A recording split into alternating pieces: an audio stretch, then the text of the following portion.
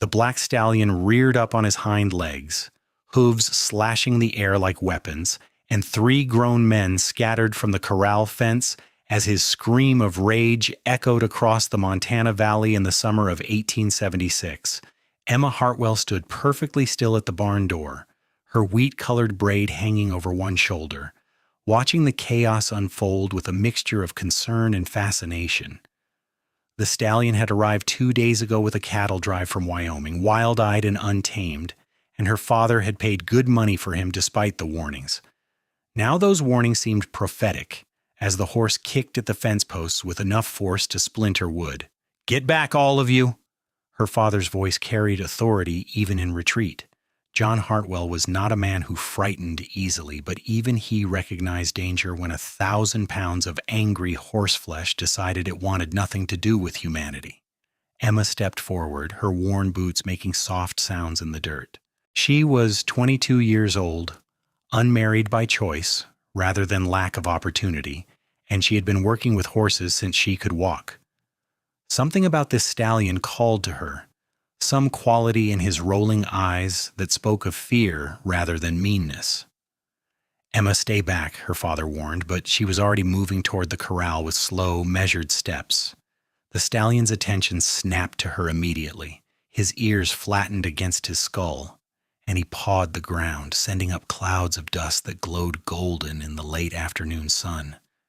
Emma stopped at the fence and simply stood there, making no move to climb over or reach out. She just breathed, letting her presence settle into the space between them like dust motes finding their place in sunlight. Minutes passed. The men behind her grew restless, whispering among themselves, but Emma remained motionless. The stallion's breathing gradually slowed. His ears flickered forward, then back, then forward again. Emma began to hum, a low, tuneless sound that her mother had hummed to nervous animals when Emma was a child. Her mother had died 6 years ago, but the sound remained, passed down like a precious inheritance. The stallion took one step toward her, then another. His nostrils flared, taking in her scent, trying to understand what manner of human stood so calmly in his presence. Emma slowly extended her hand, palm down, over the top rail of the fence. She did not reach toward him, did not make demands. She simply offered. The horse stretched his neck, muscles rippling under his dark coat. His nose touched her fingertips, soft as velvet, and Emma felt something pass between them. Recognition, perhaps, or understanding. Whatever it was, it settled into her bones with a certainty she had never questioned. "Well, I'll be damned," someone muttered behind her. Emma turned her head slightly and saw him for the first time. He stood apart from the ranch hands, taller than most, with dark hair that needed cutting and eyes the color of storm clouds. He wore a dusty black hat, a faded blue shirt, and a gun belt that looked well used but not for show. Something in his face suggested he had seen both beauty and brutality in the world, and had learned to recognize the difference. Their eyes met across the yard, and Emma felt a jolt run through her that had nothing to do with the horse now nuzzling her palm with increasing confidence. The stranger's expression shifted, surprise flickering across his features before settling into something more guarded, more careful. Her father approached, his relief evident. "Emma, how do you do that? I swear you've got magic in those hands of yours." "No magic, Pa, just patience." But even as she said it, she wondered if that was entirely true. There had always been something between her and animals, an understanding that went beyond words or training. She had never questioned it, but she had also never tried to explain it. "Who's the stranger?" she asked quietly, still stroking the stallion's nose. "That's Cole Brennan. Came in this morning looking for work. I was about to send him packing since we're full up, but after seeing that display, I'm thinking we might need someone who can handle difficult stock." Her father's eyes twinkled with mischief. "He said he's worked ranches from Texas to Colorado. Good references." Emma glanced back at Cole Brennan and found him still watching her with that same intense focus. He nodded once, a gesture of respect, and she felt heat rise to her cheeks before she forced her attention back to the horse. Over the next hour, Emma worked with the stallion, speaking to him in soft tones, running her hands along his neck and shoulders. The horse never once tried to bite or strike, though he remained alert, aware of every movement. By the time the sun began to set, painting the sky in shades of orange and pink, Emma had a rope around his neck and was leading him in gentle circles around the corral. Cole Brennan watched the entire process from his position by the barn. He had traveled through 7 territories in the past 3 years, working where he could, moving on when restlessness overtook him. He had left behind a burned-out ranch in Texas, a family cemetery with too many fresh graves, and memories that still woke him in the night. He had not planned to stay in Montana beyond earning enough money for supplies, but something about the woman in the corral made him reconsider. He had seen plenty of skilled horse handlers in his time, but Emma Hartwell was something different. It was not just her technique, though that was impressive enough. It was the way she seemed to listen to something beyond the visible, responding to cues he could not detect. When her father had said she had magic in her hands, Cole had dismissed it as fatherly pride. Now he was not so sure. "You planning to stand there gawking all night, or are you going to make yourself useful?" The voice belonged to Frank, the ranch foreman, a grizzled man in his 50s with a scar running from his left eye to his jaw. Cole straightened. "Just observing, that's quite a woman." Frank's expression grew protective. "That she is. And you do well to remember that John Hartwell thinks the sun rises and sets on his daughter. Any man who disrespects her will find himself on the wrong end of a rifle, and that's if Emma doesn't shoot him first. She's a better shot than half the men here." "I meant no disrespect," Cole said evenly. "I was admiring her skill." Frank studied him for a long moment, then grunted. "Come on, I'll show you where you'll bunk. Breakfast is at dawn, and we start work when there's enough light to see by." That night, Cole lay on his cot in the bunkhouse, listening to the snores and shifting of the other ranch hands. Through the window, he could see the corral where the black stallion stood, dark against darkness. A lantern still burned in the barn, and he caught a glimpse of Emma moving inside, checking on the horses one final time before bed. He had not felt this stirring of interest in a woman since before the fever took his family. The pain of that loss had carved something essential out of him, leaving a hollow space he thought would never fill. But watching Emma with that horse, seeing the gentleness and strength combined in her every movement, he felt the faintest echo of something he had thought dead. It was dangerous, this feeling. He was a drifter, a man with no roots and no plans beyond the next paycheck. Emma Hartwell deserved better than someone like him. Still, as sleep finally claimed him, his last thought was of her gray eyes meeting his across the yard, and the way his heart had stumbled in his chest. Emma, meanwhile, stood in the stallion's stall, running her hands over his legs, checking for heat or swelling. The horse stood quietly, occasionally lipping at her hair with affectionate curiosity.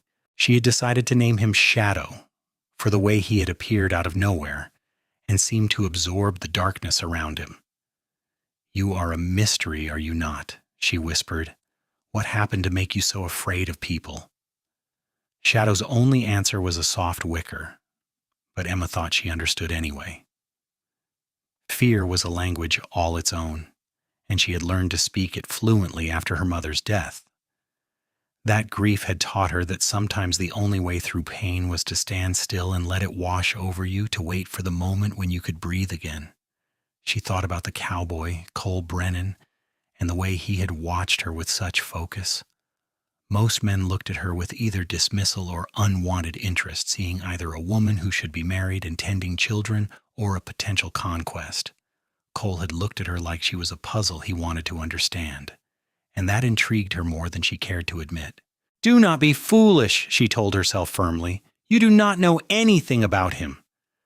But as she extinguished the lantern and walked back to the ranch house under a sky full of stars, she could not quite shake the memory of those storm-gray eyes. The next morning arrived with the sharp clarity that only mountain air could provide. Emma was up before dawn, as always, and had coffee brewing by the time her father stumbled into the kitchen. They ate a quick breakfast of biscuits and bacon, then headed out to begin the day's work. Cole was already in the corral when Emma arrived, watching Shadow pace along the far fence. The stallion's ears were pinned back, and he snorted warning at Cole's presence. "He does not care much for visitors," Emma said by way of greeting. Cole turned, and Emma noticed he had shaved and changed into a clean shirt. "So I see. I was hoping to help with his training, but he's made it clear I'm not welcome." "He just needs time." Emma climbed over the fence and dropped into the corral. Shadow's entire demeanor changed immediately. His ears pricked forward, and he walked toward her with something approaching eagerness. Cole shook his head in amazement. "I've been working with horses my whole life, and I've never seen anything like that. Your father was right. You do have magic in your hands." Emma felt herself blush. "It is not magic. I just listen to what they are telling me." "And what is he telling you?" She turned her attention to Shadow, running her hands over his face, feeling the tension in his muscles. That he was hurt by someone badly. He has learned that people mean pain, so he protects himself the only way he knows how. Cole was quiet for a moment. When he spoke, his voice was rough with something Emma could not identify. "Sounds like a smart survival strategy." She glanced at him sharply and saw shadows moving behind his eyes, ghosts that haunted him just as surely as Shadow's past haunted the horse. "Survival and living are not the same thing," she said softly. Their eyes locked, and the moment stretched between them, heavy with unspoken understanding. Cole cleared his throat and looked away first. "You are right about that. Can I watch while you work with him? I promise to stay out of the way." Emma nodded, and for the next 2 hours Cole sat on the fence rail while she put Shadow through his paces. She worked with a lightness that belied the difficulty of what she was doing, teaching the stallion to accept a bridle, to move in response to pressure, to trust that not all touch brought pain. Cole found himself fascinated not just by the training but by the trainer. Emma moved with unconscious grace, her body always balanced, her voice never rising above a calm murmur. She was patient beyond measure, willing to take a step back whenever Shadow showed signs of stress, content to wait as long as necessary for him to relax again. It reminded Cole of something his mother used to say, that the strongest force in the world was not violence but gentleness applied with perfect timing. He had forgotten that lesson in the years since her death, had let anger and grief turn him hard. Watching Emma, he remembered what it felt like to believe in something softer. "You are good at this," he called out during a break while Emma gave Shadow water. She smiled, and the expression transformed her face from merely pretty to genuinely beautiful. "Thank you. My mother taught me. She had a way with animals that I've tried to emulate." "Had? She died 6 years ago. Fever." The words were simple, but Cole heard the ocean of grief beneath them. "I'm sorry. I lost my family the same way, 3 years ago." Emma's expression softened with sympathy. "That is a terrible thing to carry." "Yes," Cole agreed. "It is." They stood there in the morning sun, two people marked by loss, and something shifted between them. Not attraction alone, though that was certainly present, but recognition, the understanding that comes when one wounded soul recognizes another. Frank's voice shattered the moment. "Brennan, those fence posts are not going to set themselves. Quit mooning over the boss's daughter and get to work." Cole flushed and tipped his hat to Emma. "I had better go before I lose this job on my second day." "Cole?" Emma said before he could leave. He turned back and she smiled at him, genuine warmth in her eyes. "Thank you for keeping me company." "Any time, Miss Hartwell." "Emma, please, just Emma." "Emma," he repeated, and her name felt right in his mouth, like something he had been waiting to say without knowing it. The days that followed fell into a pattern that felt both comfortable and charged with possibility. Cole worked alongside the other ranch hands, mending fences, moving cattle, breaking his back under the Montana sun. But every spare moment he found himself drawn to the corral where Emma worked with Shadow. The other men noticed, of course. They teased him about it during meals, made crude jokes that Cole ignored with impressive restraint. Only Frank seemed to understand that this was something more than simple infatuation. "You have got it bad," the foreman observed one evening as they sat on the porch watching Emma lead Shadow around the property. "Is it that obvious?" "Only to anyone with eyes." Frank packed tobacco into his pipe with practiced movements. "Question is, what are you going to do about it?" Cole was quiet for a long time. "I'm not sure I have anything to offer her. I've been drifting for 3 years, Frank. No home, no future beyond the next job. A woman like Emma deserves someone with roots." "Maybe," Frank said, lighting his pipe. "Or maybe she deserves someone who understands her. You ever think about putting down those roots you were talking about? Here? Why not?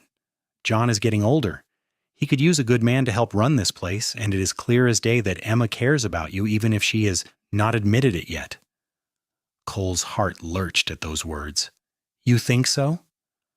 Frank snorted. "Boy, I have worked this ranch for 20 years.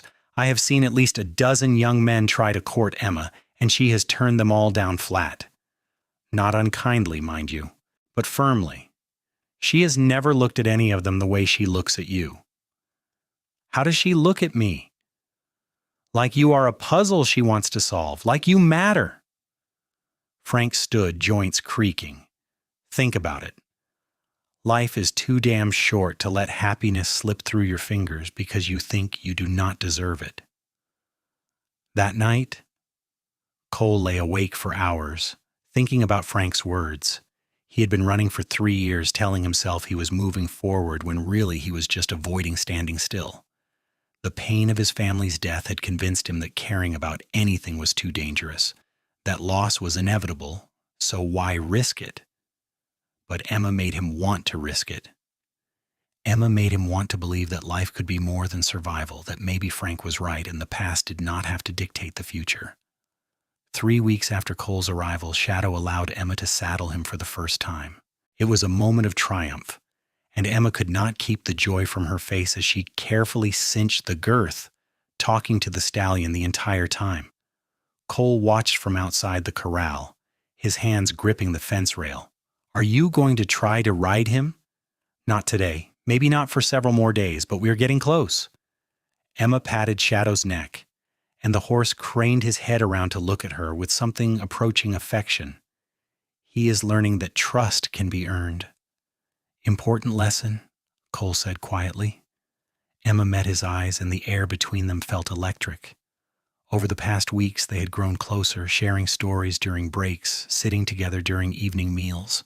Emma had learned about Cole's family, about the ranch in Texas that had been in his family for 2 generations before fever swept through and left him alone. Cole had learned about Emma's mother, about the loneliness of being a woman who loved horses more than society gatherings, about dreams of training horses professionally. "Cole," Emma said, her voice suddenly uncertain, "would you like to go for a walk? I want to show you something." His eyebrows rose in surprise. "Now?" "Unless you're too busy." "For you? Never." They walked together through the property, past the main barn, and up into the foothills where wildflowers bloomed in impossible profusion. Emma led him to a spot where a natural spring bubbled up from between rocks, creating a small pool before trickling down the mountainside. "My mother and I used to come here," Emma explained, settling onto a flat rock. "She would tell me stories about her childhood in Pennsylvania, about leaving everything she knew to come west with my father. She said it was the best decision she ever made, even though it was terrifying." Cole sat beside her, careful to leave a respectable distance between them. "Sounds like a brave woman." "She was, and she taught me that sometimes the things that scare us most are the things worth doing." Emma picked up a pebble and tossed it into the pool, watching the ripples spread. "Cole, why did you really come to Montana?" The question hung in the air. Cole could have deflected, could have given her the easy answer about work and wandering. Instead, he found himself telling her the truth. "I was running. After my family died, I could not stand to stay in Texas. Everything reminded me of them. The house, the land, even the sky felt wrong. So I sold everything and started moving. I thought if I kept moving, the pain would not catch up to me." He laughed bitterly. Turns out pain is an excellent traveler. Emma's hand found his, her fingers threading through his with gentle certainty. "And has it? Caught up to you?" "Yes, but maybe that is not such a bad thing anymore." He turned to look at her, really look at her, and saw his own hope reflected in her eyes. "Emma, these past weeks with you, they have been the first time since the fever that I have felt like maybe there is a reason to stop running." "Then stop," she whispered. "Stay here, with me." Cole's heart thundered in his chest. "You barely know me." "I know enough. I know you are kind to animals. I know you work hard and treat people with respect. I know you carry grief like I do, and you understand what it means to lose everything." Her gray eyes searched his face. "I know that when you look at me, I feel seen in a way I have never felt before. Emma." Her name came out rough, weighted with longing. "I know this is fast," she continued, words spilling out in a rush. "I know by all social conventions I should be more reserved, should make you court me properly for months before admitting any feelings, but life is uncertain, Cole. We both know that. And I would rather be honest now than waste time on games and pretense." Cole raised his free hand to cup her cheek, his thumb brushing her skin with reverent gentleness.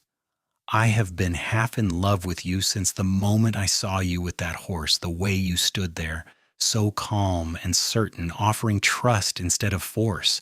It made me want to be a better man. You make me want to be a better man." "You are already a good man," Emma said, leaning into his touch. "You just need to believe it." He kissed her then, soft and careful, a question more than a demand.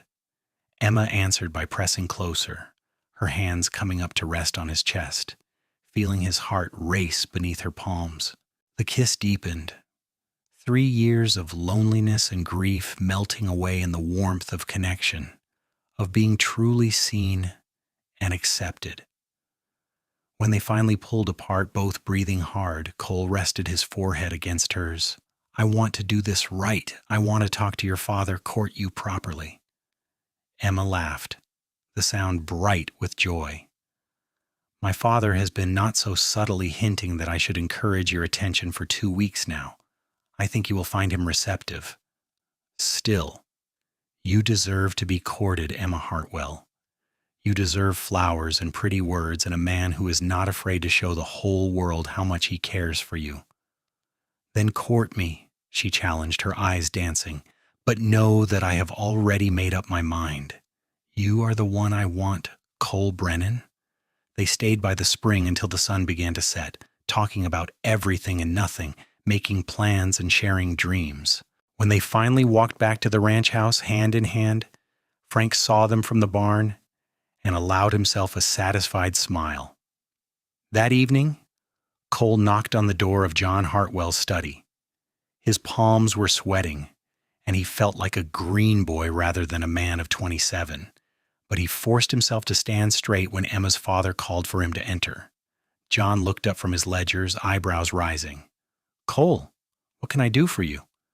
"Sir, I would like your permission to court your daughter." John leaned back in his chair, studying Cole with shrewd eyes. "Would you now? And what makes you think you are good enough for my Emma?" It was the question Cole had been asking himself for weeks. He met John's gaze steadily. "Nothing, sir. Truth is, Emma is better than I deserve. She is kind and talented and braver than most men I have known, but I love her, and I think maybe I can make her happy. I am willing to work for it, to prove myself worthy of her trust." "Love her, do you? That is a strong word after only 3 weeks." "Yes, sir. It is also the truth." John was quiet for a long moment, then his stern expression softened into something almost fond. "You know what I see when I look at you, Cole? I see a man my Emma has chosen, and my Emma has never been wrong about anything that matters. She sees something in you worth trusting, and that is good enough for me." Cole felt relief flood through him. "Thank you, sir." But, John held up a warning finger, if you hurt her, if you break her heart, or treat her with anything less than the respect she deserves, I will make you regret the day you were born. Are we clear? Crystal clear, sir, and for what it is worth, I would deserve whatever you did to me. John stood and extended his hand. Welcome to the family, son. Officially or not, that is what you are now. The summer passed in a blur of work and stolen moments. Cole courted Emma with a determination that made the other ranch hands shake their heads in amusement. He picked wildflowers for her every morning, left notes in places she would find them, sat with her during meals, and asked about her dreams and opinions. He treated her like she was precious, because to him, she was. Emma bloomed under the attention. She had always been independent, had never felt like she needed a man to complete her, but Cole did not try to complete her. He complimented her, supported her, made her laugh with his dry humor, and touched her with his vulnerability. With him, she felt free to be entirely herself. No social masks or forced propriety. Shadow, meanwhile, progressed beautifully. 6 weeks after his arrival, Emma rode him for the first time, and the stallion performed like he had been born to carry her. It was magic, pure and simple, the way the horse anticipated her every cue, responding to the slightest shift of her weight or pressure from her legs. Cole watched from the ground, his heart in his throat. "You are flying," he called out, and Emma's laugh rang across the valley. "Come ride with me." "Emma, he will not let anyone else touch him. You know that." "Try," she urged, bringing Shadow to a stop beside him. "Please." Cole approached cautiously, expecting the stallion to flatten his ears or shy away. But Shadow stood calmly, only his intelligent eyes tracking Cole's movement. Cole reached out slowly, and the horse allowed the contact, though he did not lean into it the way he did with Emma.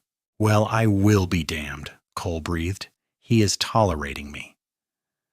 "He trusts you because I trust you," Emma explained. "Animals know. They sense these things." Cole ran his hand down Shadow's neck, marveling at the change in the horse. "You really do have magic in your touch." "No magic," Emma insisted, but her eyes sparkled with pleasure at the compliment. "Just love and patience." That night during supper, Frank announced that they would be driving a herd to market in 3 weeks. "It is a 4-day journey to Helena," he explained. "We will need every able-bodied hand. John, that includes Cole and probably Emma too, since we are short-staffed." Emma's eyes lit up. "Really? You will let me come?" Her father sighed. "You ride better than half my men, and you can rope a steer as well as anyone. Besides, I trust you to keep the others in line." The cattle drive proved to be both exhausting and exhilarating. Emma rode Shadow, and the stallion proved his worth a dozen times over, quick and agile when cutting cattle, steady and calm during river crossings. Cole rode beside Emma when he could, and they talked during the long hours in the saddle, their horses walking side by side. On the second night, a storm rolled in, violent and sudden. Lightning split the sky, and thunder crashed so loud it felt like the earth was breaking.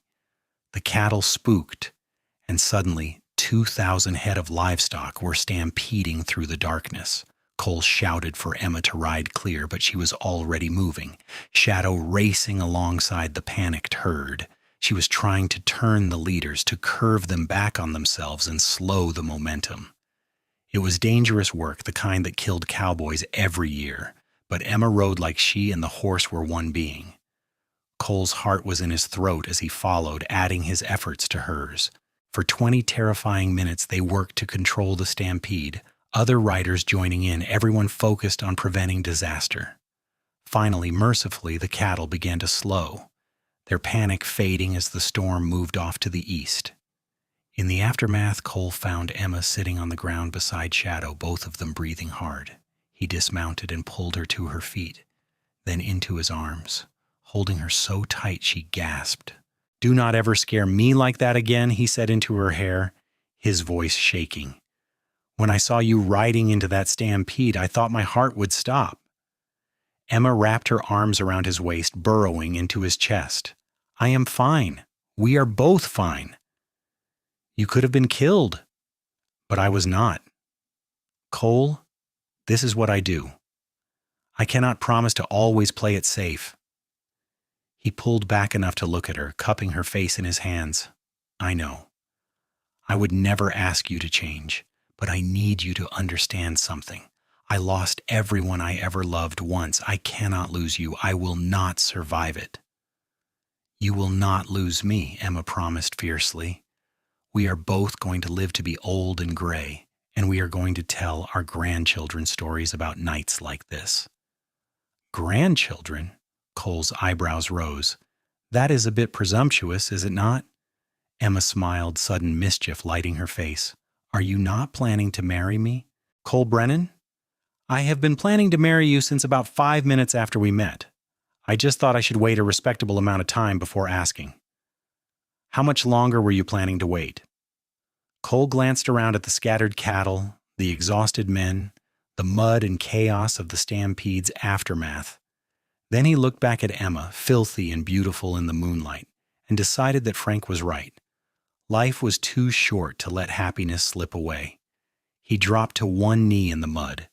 Emma Hartwell, I have nothing to offer you except a pair of scarred hands, a stubborn heart, and a love that will last until the stars burn out. Will you marry me?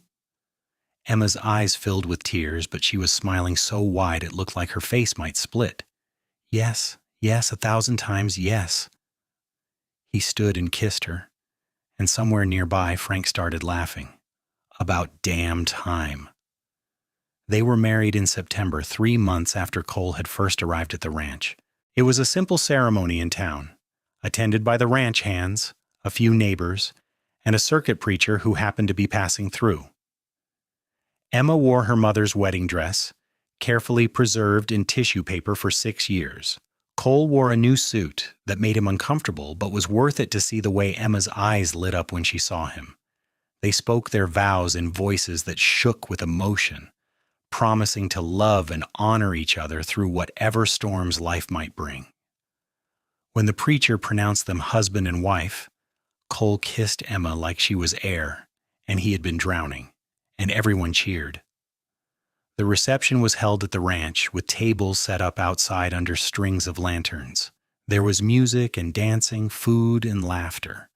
John Hartwell gave a speech that made Emma cry and Cole uncomfortable with its heartfelt praise. Frank got drunk and told embarrassing stories about both of them. Shadow watched from his corral, occasionally whinnying as if adding his own commentary. As the evening wore on and the dancing grew more spirited, Cole led Emma away from the crowd. They walked to the spring where she had first told him she wanted him to stay, and there, under a canopy of stars, they held each other close. Happy? Cole asked, his lips against her temple. More than I ever thought possible, Emma answered. You? Terrified, he admitted. Completely terrified that I will wake up and discover this was all a dream. Emma pulled back to look at him, her gray eyes serious. It is real, Cole. This is real, and it is ours. And we are going to build a life together that is worth every moment of fear and joy. I love you, he said simply. I will love you until the day I die, and probably beyond that. I love you too. Now take me home, husband. We have a future to start building. They made their home in a small cabin on the property, close enough to the main house to help with the ranch, but far enough for privacy. Cole threw himself into the work with renewed purpose, no longer a drifter, but a man with roots and responsibilities. John increasingly relied on him for major decisions, and it became clear that Cole was being groomed to eventually take over the ranch.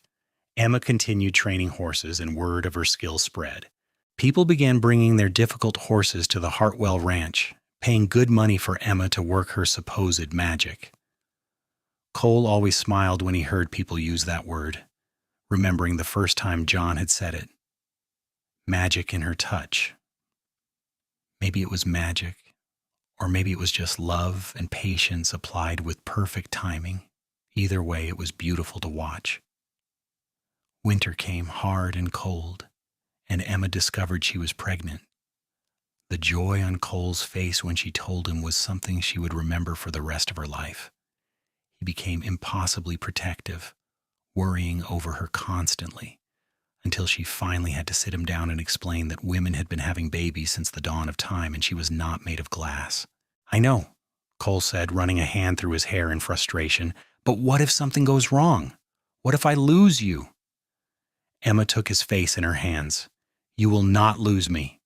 I am strong, and our baby is strong. Have faith." Their son was born in early May during a spring thunderstorm that seemed fitting for a child conceived in the aftermath of a stampede. The labor was long and difficult, and Cole spent the entire time pacing outside the bedroom, driving John and Frank nearly mad with his anxiety. But when the midwife finally opened the door and told him he had a son, healthy and whole, Cole nearly fell to his knees with relief. Emma was exhausted but radiant, cradling the tiny infant against her chest. "Meet your son," she said softly as Cole entered the room. "I thought we could name him Thomas, after your father." Cole sat carefully on the edge of the bed, staring down at the red-faced baby with something like awe. "Thomas," he repeated, his voice thick with emotion. "Thomas Brennan. He is perfect. You are perfect." He leaned down to kiss his wife, tasting salt from her tears or his own. He was not sure which. In that moment, holding his wife and newborn son, Cole felt the final pieces of his shattered heart slot back into place. He had lost so much, had carried grief and guilt for years, but life had given him a second chance, and he was determined not to waste it. Thomas proved to be a lively, curious baby who rarely cried but demanded constant attention. Emma recovered quickly from the birth and was soon back to working with horses, though she took things easier than before. Cole discovered he had a talent for fatherhood, surprising himself with how naturally the role came to him. Shadow, meanwhile, became extraordinarily protective of the baby. Whenever Emma brought Thomas to the barn, the stallion would position himself nearby, ears constantly swiveling, alert to any possible threat. It was as if the horse understood that this tiny human was precious to Emma, and therefore worthy of his protection. "He loves him," Emma observed one afternoon, watching Shadow lean over his stall door to snuffle gently at the baby sleeping in her arms. "Of course he does," Cole said, wrapping his arms around his family. "Shadow has excellent taste. He only loves the very best people." The years flowed by like water, each one bringing its own mixture of challenges and joys. Thomas grew into a sturdy boy with his father's dark hair and his mother's gray eyes. He learned to ride before he could properly walk, sitting in front of Emma on Shadow's back, tiny hands gripping the saddle horn while the stallion moved with exaggerated care. They had 2 more children, daughters born 2 years apart, both of whom inherited Emma's way with animals. The ranch prospered under Cole's management and Emma's training program. John Hartwell, growing older but no less sharp, took enormous pride in his grandchildren and the life his daughter had built. Shadow remained Emma's constant companion. The stallion, who had trusted no one but her, eventually came to accept Cole and even tolerated the children, though Emma was always the center of his world. People still came from all over Montana to see the woman with magic in her touch, to bring their troubled horses and watch her work miracles. But Emma always insisted it was not magic. It was love, she would say. Love and patience and the willingness to listen to what the world was trying to tell you. It was understanding that trust, once broken, had to be earned back one gentle moment at a time. It was knowing when to push and when to wait, when to offer comfort and when to demand courage. Cole understood this lesson better than most. He had been like Shadow once, broken and afraid, protecting himself by keeping everyone at a distance. Emma had taught him that it was possible to trust again, to build something beautiful on the ruins of grief. She had shown him that the past did not have to dictate the future, that love could heal even the deepest wounds. On their 10th anniversary, Cole and Emma rode out to the spring where he had first kissed her. The children were safely with John and Frank, giving them a rare evening alone. They dismounted and sat on their familiar flat rock, watching the water catch the last rays of sunlight. "Do you ever regret it?" Emma asked, leaning against her husband's shoulder. "Staying here instead of continuing to wander?" Cole was quiet for a moment, considering the question seriously. Then he smiled, that slow smile that still made Emma's heart skip. "The only thing I regret is all the years I wasted running before I found you. This life we have built, this family, it is more than I ever dreamed possible. Even when Thomas puts frogs in his sister's beds?" "Even then," Cole confirmed, laughing. "Though we really need to have a talk with that boy about his idea of humor." Emma tilted her face up for a kiss, which Cole gladly provided. After all these years, touching her still felt like coming home. "I love you, Emma Brennan. Thank you for seeing something worth saving in a broken-down drifter." "You were never broken," Emma corrected gently, "just hurt. And I did not save you, Cole. We saved each other." They sat together as the sun set, two people who had found each other against all odds, who had built a life on trust and patience and love. In his corral, Shadow whinnied softly, as if echoing their contentment. The stallion was older now, gray beginning to show in his dark coat, but he still moved with power and grace. He still refused to let anyone but Emma ride him, though he had mellowed enough to enjoy Thomas brushing him and the girls, feeding him apples. The next morning, Emma woke early and made her way to the barn as she had every day for 14 years. Shadow nickered a greeting, and she slipped into his stall with an apple and a curry comb. As she groomed him, she thought about the day he had arrived, wild-eyed and terrified, trusting no one. "We have come a long way, have we not, old friend?" she murmured, running her hands over his sleek coat. "Both of us." Shadow turned his head to rest his nose against her chest, his eyes half closed in contentment. Emma hugged him, breathing in the familiar scent of horse and hay and home. This was where she belonged. This was what she had been meant to find. Cole appeared in the doorway carrying 2 cups of coffee. He handed one to Emma and leaned against the stall door, watching his wife with the horse that had brought them together. "You know," he said thoughtfully, "I was just thinking.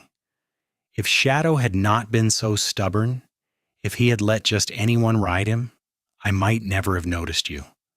I might have drifted onto the next ranch and never known what I was missing." Emma smiled at him over Shadow's back. "I think we would have found each other somehow. Some things are simply meant to be." "You really believe that?" "I have to. Otherwise, how do I explain the impossible luck of a broken man and a difficult horse arriving at my door on the same day, both needing exactly what I had to offer?" She moved to stand beside Cole, fitting herself against his side in the way that had become second nature.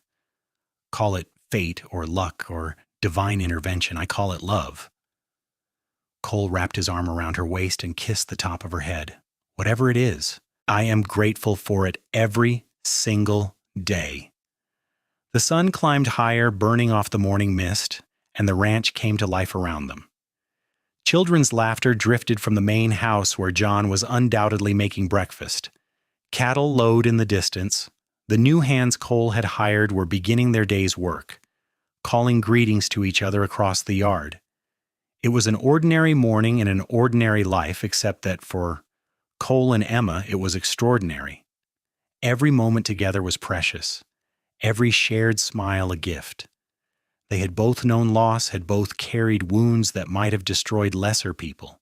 Instead, those wounds had opened them up, made room for the kind of deep, abiding love that only comes when two people truly see each other. Thomas came running up, his 7-year-old face flushed with excitement. "Papa, Mama, Grandfather says if I finish my chores early, he will let me help with the new foal this afternoon. Can I, please?" Emma ruffled her son's hair. "If you finish your chores and do them properly, not rushed. The animals depend on us to take care of them correctly." "I will, I promise." Thomas darted off toward the feed barn, his energy boundless. Cole chuckled. "He has your passion for horses." "And your stubbornness," Emma countered, grinning. Poor creature did not stand a chance. As the day progressed, they worked side by side as they had for 10 years, moving through familiar tasks with the easy synchronization of long partnership. Emma worked with a particularly nervous mare someone had brought in for training, while Cole helped Frank repair a section of fence damaged in the last storm. Their daughters, 5-year-old Sarah and 3-year-old Catherine, played in the yard under John's watchful eye, creating elaborate games that seemed to involve a lot of running and shrieking. That evening, after the children were asleep and the ranch had settled into quiet, Cole and Emma sat on the porch of their cabin. The stars were brilliant overhead, and somewhere in the darkness, an owl called. Shadow was visible in his corral, a dark shape against the lighter darkness of night. "Do you think he knows how much he changed our lives?" Emma asked, nodding toward the stallion. "I think horses understand more than we give them credit for," Cole replied. "He knew you were someone special from the first moment. That is why he trusted you when he refused everyone else. Animals sense things about people. Shadow sensed that you had magic in your touch." Emma laughed softly. "You are never going to let go of that phrase, are you?" "Never, because it is true." Cole pulled her closer, tucking her against his side. "You have magic in your touch, Emma. You healed that horse. You healed me. You took 2 broken things and made them whole again through sheer force of patience and love." "Love is not magic," Emma said, but there was no conviction in her voice. "Love is a choice. Every day you choose to stay, to work at it, to see the best in someone even when they cannot see it in themselves. That is not magic. That is commitment." "Maybe commitment is its own kind of magic," Cole suggested. "The magic of choosing to build something lasting in a world where everything is temporary. The magic of trusting someone enough to let them see all your broken pieces. The magic of believing that together you can be stronger than you were alone." Emma turned to face him fully, her eyes serious in the starlight. "When did you become such a poet?" "When I fell in love with you. You make me want to find the words for things I used to keep locked inside." He cupped her face gently. "I used to think that after losing my family, I was too damaged to ever have this. A home, children, a woman who loves me despite knowing all my flaws. But you proved me wrong, Emma. You proved that it is never too late to start over, to choose happiness." "We chose each other," Emma corrected, "and we keep choosing each other. That is what matters." They sat together in the comfortable silence of 2 people who no longer needed words to communicate everything important. The years ahead would bring their own challenges. Children would grow and eventually leave. The ranch would face droughts and hard winters and all the uncertainties that came with working the land. Shadow would eventually grow old and pass on, as all living things must. But Cole and Emma would face it all together, their love strengthened by every trial, deepened by every joy. They had learned the most important lesson that life could teach, that trust once earned becomes the foundation for everything else. That patience and gentleness could overcome even the deepest fear. That love, real love, was not about grand gestures, but about showing up day after day, choosing commitment over convenience, choosing partnership over pride.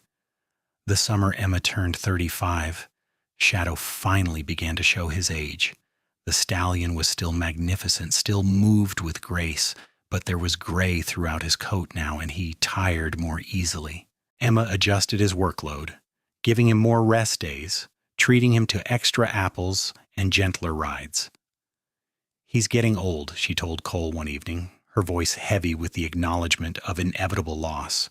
Cole wrapped his arms around her from behind, resting his chin on her shoulder. "He has had a good life, Emma. You gave him that. Years of love and care and purpose. Not every horse is so lucky. I know, but it does not make it easier."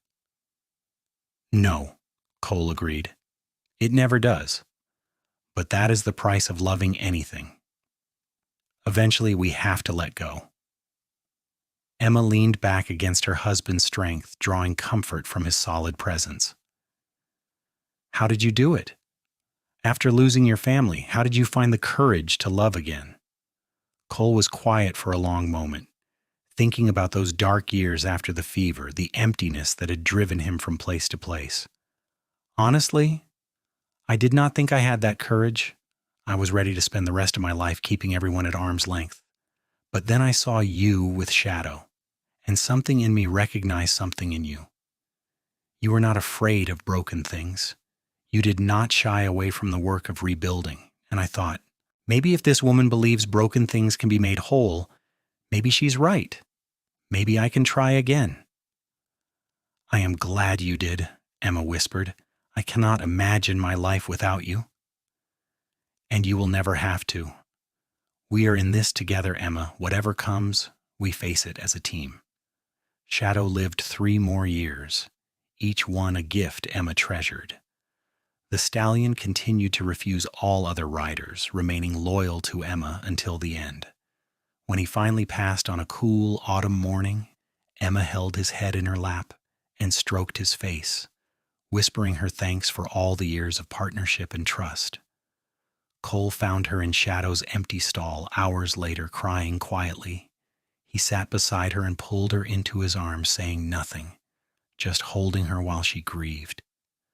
They stayed that way until the sun set. 2 people who understood that loss was the price of love, but that love was always worth the price. He was more than a horse, Emma said finally, her voice raw. He was the reason I found you.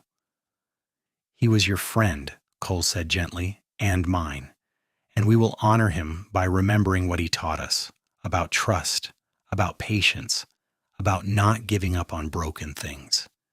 They buried Shadow on a hillside overlooking the valley with a view of the ranch where he had spent his happiest years. Emma planted wildflowers over his grave, the same flowers that had bloomed by the spring on the day she and Cole first kissed. Every spring after, those flowers would return, a living memorial to the horse who had refused every other rider but trusted her, who had brought together 2 people who needed each other more than they knew. Life continued, as it always does. Thomas grew into a fine young man who shared his parents' love of horses and the land. Sarah proved to have her mother's gift with difficult animals, while Catherine showed more interest in the business side of ranching. All 3 children grew up knowing the story of Shadow and how their parents had fallen in love, and they understood that sometimes the most important things in life come from the most unexpected places. Cole and Emma grew old together, their hair graying, their hands weathering with years of work. But their love never diminished. If anything, it deepened, becoming something rich and complex, woven from thousands of shared moments, common struggles, and the simple choice to keep choosing each other every day. On their 30th anniversary, their children surprised them with a new foal, a black colt with Shadow's intelligence in his eyes. We thought you might like to train him, Thomas said, grinning at his mother's tearful reaction. Make sure the legacy continues. Emma named the colt Promise because that was what he represented. The promise that love continues, that life continues, that even after loss there are new beginnings waiting. She trained him with the same patience and gentleness she had shown Shadow all those years ago, and once again people marveled at the magic in her touch. But Emma, as always, insisted it was not magic. It was simply love. Love and time, and the willingness to believe that trust could be earned, that broken things could heal, that the best things in life were worth working for. Cole watched his wife with the new colt and felt his heart swell with the same love he had felt 30 years earlier. She was older now, gray streaking her blonde hair, lines marking her face. But to him she was as beautiful as the day he had first seen her in that corral, standing calm and certain before a terrified stallion. "What are you smiling about?" Emma asked, catching his expression. "Just thinking about how lucky I am," Cole replied. "How one decision to stop running changed everything." "Best decision you ever made," Emma teased, walking over to slip her hand into his. "Second best?" Cole corrected. "The best decision was asking you to marry me." "And my best decision was saying yes." They stood together, hands linked, watching Promise run and play in the corral. Around them, the ranch hummed with life, with family, with the legacy they had built together. It was not a fairy tale life. There had been struggles and losses, hard winters and harder decisions, but it was real, and it was theirs, and it had been built on the most solid foundation imaginable: love, freely given and gratefully received. As the sun set over the Montana Valley, painting the sky in shades of gold and pink, Cole pulled Emma close and kissed her temple. "Thank you," he said softly. "For what?" "For seeing something worth saving in a broken-down drifter. For teaching me that it is okay to trust again. For giving me a life beyond anything I dreamed possible." He gestured to the ranch, to their children visible in the distance, to Promise dancing in the corral. "For all of this." Emma turned in his arms and kissed him properly, a kiss that still held passion even after 3 decades. "You gave me all of this too, Cole. We built it together. That is what partnership means." "Still," Cole insisted, "you had magic in your touch. Shadow knew it. I knew it. Everyone who meets you knows it." Emma laughed and shook her head, but she did not argue anymore. Maybe Cole was right. Maybe there was something inexplicable in the way she connected with animals, in the way she had reached through Shadow's fear to the trust underneath, in the way she had recognized the same fear in Cole and known exactly how to help him heal. Or maybe it was simply this: that Emma Brennan, formerly Hartwell, understood that every living creature needed to feel safe before they could trust, needed to be seen before they could love, needed patience before they could change. She had given Shadow that gift. She had given Cole that gift, and in return, they had given her a life richer and fuller than she had ever imagined possible. As darkness fell and stars emerged overhead, Cole and Emma walked back to their cabin hand in hand, their shadows long in the lamplight. Behind them, Promise whinnied softly, a sound of contentment and security. Somewhere in the distance, cattle settled for the night. The ranch, their home, their legacy, breathed peacefully around them. And if there was magic in any of it, it was the magic that exists when 2 broken people decide to trust each other, when patience meets fear and transforms it into love, when choice becomes commitment, becomes a life built together, stone by stone, moment by moment, day by day. It was the magic of believing that tomorrow could be better than yesterday, that hearts could heal, that trust once given was a treasure beyond measure. It was the magic of ordinary moments becoming extraordinary through the simple alchemy of love. Cole and Emma understood this magic because they had lived it, had built their entire lives on its foundation. They had learned it from a black stallion who refused every other rider but trusted her, who had somehow known that Emma Hartwell had exactly what he needed: magic in her touch. Not the magic of supernatural power, but the magic of love given freely, patient, applied generously, and trust earned through unwavering gentleness. And that magic, the real magic of human connection and animal trust and choosing to love even after loss, had transformed not just a horse and not just a man, but had created a family, a legacy, and a love story that would be told for generations. As they lay in bed that night, Emma curled against Cole's side. She thought about the girl she had been 30 years ago, standing in a corral before a terrified horse, offering trust with outstretched hands. She had not known then that she was also offering trust to her future, to a man she had not yet met, to a life she had not yet imagined. "I would do it all again," she whispered into the darkness. "Every moment, every choice. I would do it all exactly the same." Cole's arms tightened around her. "So would I. Every single moment." And in that agreement, in that mutual understanding that they had built something rare and precious and worth every struggle it had required, Emma and Cole Brennan found peace. Not the peace of an ending, but the peace of knowing that whatever came next, they would face it together. The years would continue to pass. There would be more grandchildren, more challenges, more losses, and more joys. But through it all, the foundation would remain solid, the trust earned, the love given, the magic that exists when broken things are patiently made whole. And every spring, wildflowers would bloom on a hillside grave, reminding them that some connections transcend even death, that love once given continues to ripple outward, touching lives in ways we can never fully measure or understand. Emma fell asleep with a smile on her face, Cole's heartbeat steady beneath her ear, and dreamed of black stallions running free under endless skies, of a young cowboy with storm-gray eyes seeing her truly for the first time, of a life built on trust and patience and the kind of magic that comes from simply choosing every day to love.